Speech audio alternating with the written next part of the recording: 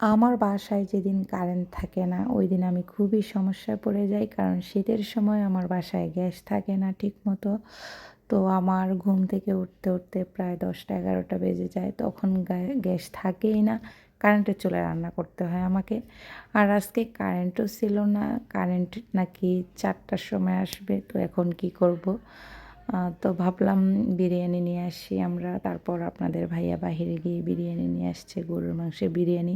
আমার বাচ্চারা খুব পছন্দ করে, আমিও পছন্দ করি। তবে আমি বেশি বাসায় বানাই, বাইরে থেকে কম আনা হয়। কিন্তু এখন কি করব, বানাইতে পারবো না বাসায়, গ্যাস নাই, কারেন্ট নাই, যেন বাইরে থেকে নিয়ে আসছি। আর আমরা 4জন, আমি, আমার হাজব্যান্ড, আমার ছেলে আর আমার মেয়ে, এই জন্য 4টা আনা হয়েছে। আমার বাচ্চারা কিন্তু এক প্যাকেট করে খেতে পারবে না, ওরা কিন্তু দুজনে 1 প্যাকেট খাবে, কারণ বাচ্চা মানুষ অত খেতে পারে না। আর আমরা 2জনে খাবো, যেটুকু থাকবে ওইটুকু বাবুরা আবার সন্ধ্যাবেলায় খেয়ে নেবে, যাই হোক।